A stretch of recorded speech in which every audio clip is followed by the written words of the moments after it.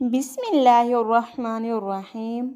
تمام ویورز کو السلام علیکم۔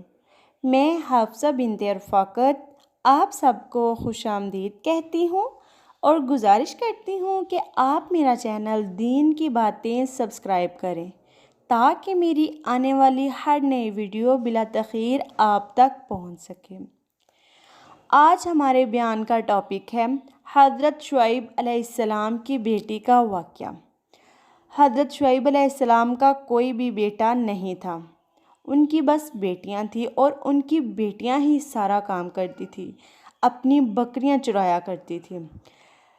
اب آپ کو بتانا یہ ہے کہ اللہ تعالیٰ نے کس طرح قرآن پاک میں ان کا بیان فرمایا ہے کہ وہ کس انداز سے باہر جاتی تھی۔ اس کا نمونہ اللہ تعالیٰ نے بہنوں ایک عورت کے باہر کے انداز کو بیان کر کے بتایا ہے کہ ایک عورت باہر آئی تھی ایک کام کے لیے، وہ اس طرح چلی کہ وہ چال اللہ تعالیٰ کو پسند آ گئی کہ اللہ نے اس عورت کے چال کو قرآن کا حصہ بنایا۔ قیامت تک کے لیے شعیب کی بیٹیاں جانوروں کو پانی پلا کر ایک دن واپس جلدی پہنچ گئیں۔ حضرت شعیب علیہ السلام نے پوچھا جلدی کیسے آ گئی؟ کہنے لگی ایک نوجوان نے ہماری بکریوں کو پانی پلا دیا۔ تو شعیب علیہ السلام کہنے لگے پھر اس کو اس کی جزا دینی چاہیے۔ انہوں نے کہا جی دینی چاہیے۔ شعیب علیہ السلام نے کہا اچھا جاؤ بیٹا اور اسے بلا کر لاؤ۔ اب شعیب علیہ السلام کی ایک بیٹی بلانے کے لیے گئی۔ موسیٰ علیہ السلام کو اللہ نے اس کے چلنے کے انداز کو بتانے کے لیے جو الفاظ بیان فرمائے ہیں بہنوں وہ یہ ہیں فَجَاءَتْهُ إِحْدَاهُمَا تَمْشِي عَلَى اسْتِحْيَاءٍ۔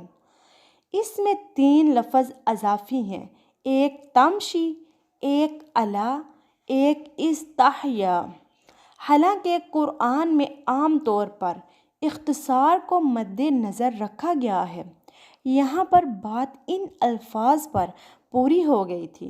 فَجَاءَتْهُ إِحْدَاهُمَا فَقَالَتْ إِنَّ أَبِي يَدْعُوكَ لِيَجْزِيَكَ أَجْرَ مَا سَقَيْتَ لَنَا۔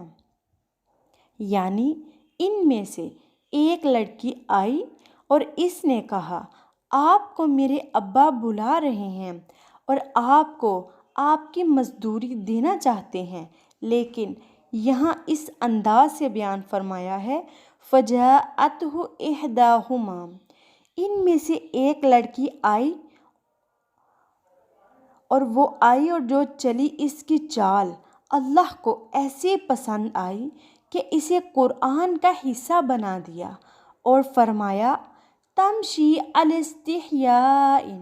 وہ لڑکی چل رہی تھی بڑی حیا کے ساتھ، لیکن یہاں جو علا اور استحیاء ہے یہ ایک خوبصورت تشبیہ ہے۔ اللہ تعالیٰ نے حیا کو یہاں سواری سے تشبیہ دی ہے، حیا کو ایک سواری بنایا ہے، مثلاً اونٹ، گھوڑا وغیرہ، اور اس بیٹی کو اللہ تعالیٰ نے سوار بنایا ہے بہنوں۔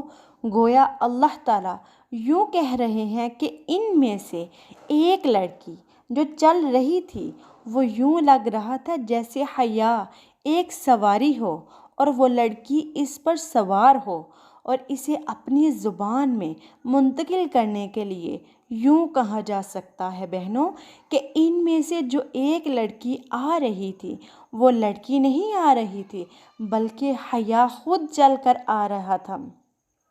یہ طریقہ ہے بہنوں مسلمان عورت کے لیے باہر نکلنے کا۔ اللہ تعالیٰ ہمیں فرما رہے ہیں کہ اگر آپ باہر جاؤ حیا کے ساتھ جاؤ، اپنا بدن ڈھانک کے جاؤ، اپنی نگاہیں نیچے رکھ کے جاؤ۔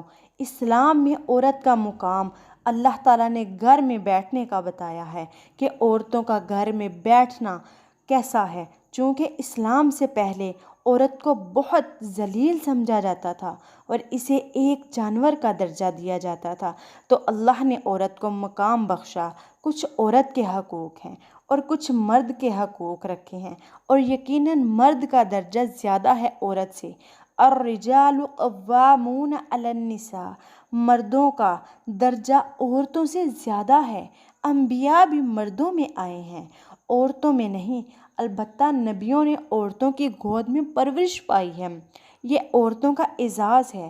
اسلام میں جب حقوق کی بات چلی تو اگرچہ مرد کا حق زیادہ ہے لیکن عورت کا برا حال تھا تو اللہ تعالیٰ نے عورت کے حق کو پہلے ذکر کیا اور مرد کے حق کو بعد میں ذکر کیا اور فرمایا وَلَهُنَّ مِثْلُ الَّذِي عَلَيْهِنَّ بِالْمَعْرُوفِ، حالانکہ مرتبے کے لحاظ سے یوں ہونا چاہیے تھا کہ جیسے مردوں کا حق عورتوں پر ہے ایسے ہی عورتوں کا مردوں پر حق ہے، لیکن اللہ تعالیٰ نے فرمایا جیسے عورتوں کا مردوں پر حق ہے ایسے ہی مردوں کا عورتوں پر حق ہے۔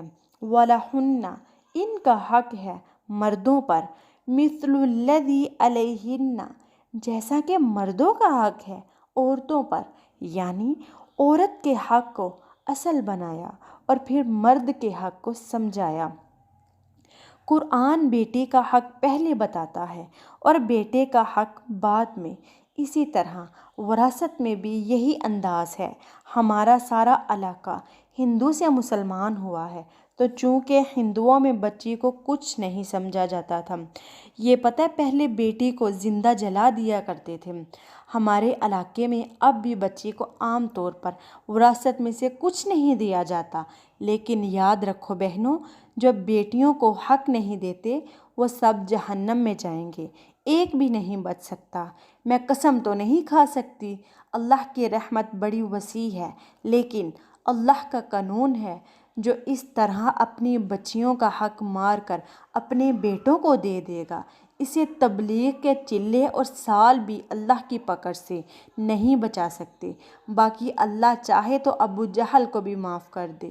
میں اللہ کی رحمت کی نہیں بلکہ قانون خداوندی کی بات کر رہی ہوں۔ قرآن بیٹی کا حق پہلے بتاتا ہے اور بیٹے کا حق بعد میں بتاتا ہے۔ فرمایا یوصیکم اللہ فی اولادکم، اللہ تعالیٰ تمہیں اولاد کے بارے میں وصیت کر رہا ہے۔ للذکر مثل حظ الانثیین، یعنی دو بیٹیوں کو جتنا حصہ ملتا ہے اتنا ہے ایک بیٹے کا حصہ۔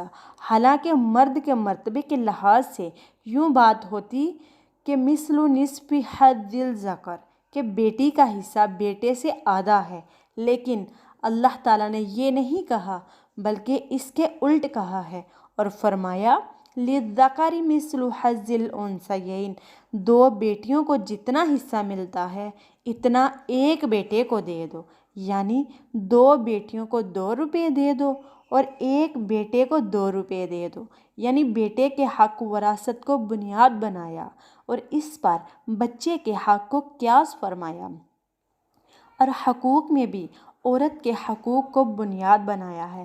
وجہ اس کی یہ ہے کہ عورت کے ذمہ کام بہت بڑا ہے، نسل کی تیاری اور تربیت، کیونکہ باپ تو بھاگ دوڑ میں رہتا ہے، کاروبار، ملازمت اور باہر کے ہزاروں کام ہوتے ہیں بہنوں، اور عورت گھر میں ہے اور اس کے ذمے کام ایک بہت عظیم رکھا ہے۔ 15 اور 13 برس کی ماں باپ کو مہلت ہے کہ 15 اور 13 میں اس بچے اور بچی کو اس قابل بنا دو کہ جب اللہ کی شریعت اس کی طرف متوجہ ہو تو یہ 100% ماننے والے بن چکے ہو۔ چونکہ ماں ہر وقت ساتھ ہے، اس لیے ماں کی ذمہ داری بھی تربیت اولاد کے حوالے سے باپ کی نسبت زیادہ ہے بہنوں۔ اللہ تعالیٰ مجھے اور آپ سب کو صحیح معنوں میں اس پر عمل کرنے کی توفیق دے، آمین۔ اگر آپ کو یہ ویڈیو پسند آئے لائک، شیئر اور سبسکرائب ضرور کیجیے گا۔ جلد ملتے ہیں ایک نئی ویڈیو کے ساتھ، تب تک کے لیے اللہ حافظ۔ السلام علیکم ورحمۃ اللہ وبرکاتہ۔